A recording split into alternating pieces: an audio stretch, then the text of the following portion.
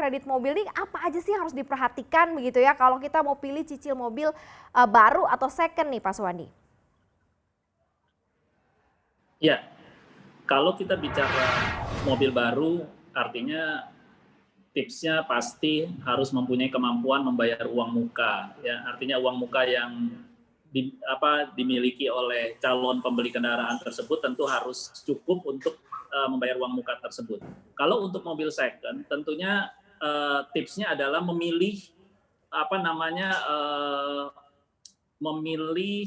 kendaraan yang mudah untuk dirawat. Karena kalau kita bicara kalau tidak memilih kendaraan yang mudah untuk dirawat, nantinya pada saat ada kerusakan tentu akan bisa terkena biaya perawatan yang cukup tinggi. Demikian Mbak Maria. Idealnya berapa sih Pak Suwandi sebenarnya untuk mempersiapkan uang muka nih antara mau beli mobil baru sama mau beli mobil second gitu kan. Walaupun ada banyak sekali kemudahan misalnya cukup DP sekian juta atau mungkin cukup DP 5% misalnya. Tetapi sebenarnya idealnya supaya nggak ngos-ngosan nih nyicilnya gitu ya. Baiknya sebenarnya berapa sih yang disiapkan untuk persiapan uang muka untuk punya mobil baru ataupun second?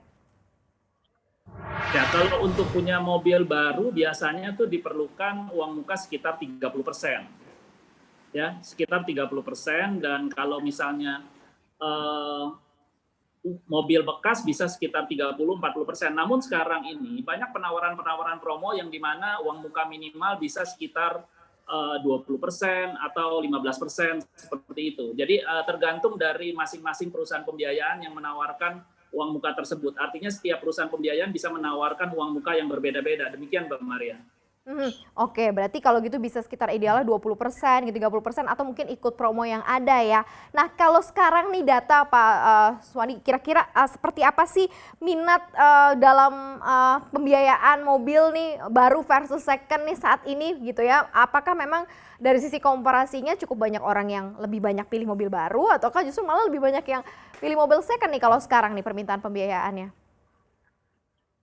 Kalau kita lihat komposisinya ini mobil baru dan bekas, biasanya 3:1. Satu mobil baru biasanya 3 mobil bekas, demikian Mbak Maria. Itu rasio yang memang sudah ada cukup beberapa tahun terakhir yang kita lihat dari rasio orang beli mobil bekas dan baru.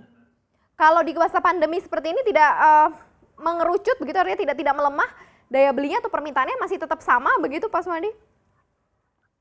Oh, di masa pandemi tentu kalau kita bicara daya beli memang menurun ya, terkait pembelian mobil kendaraan baru sendiri, penjualan kendaraan mobil baru dibandingkan dengan tahun lalu, year on year itu turun kurang lebih sekitar 40%.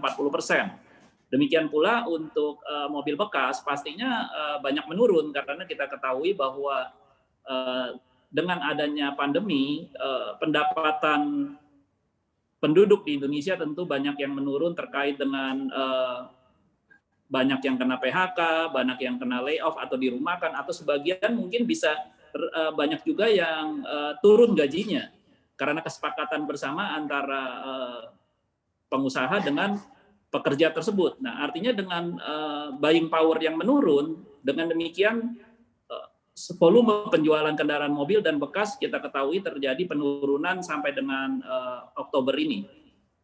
Oke, ada penurunan begitu ya, tetapi minat tetap masih ada ya. Nah Pak Suwandi, ada nggak sih perbedaannya dalam penentuan suku bunga nih ya, suku bunga untuk mobil baru ataupun mobil second? Ada perbedaannya nggak sih dalam hitung-hitungan kreditnya nih Pak Suwandi?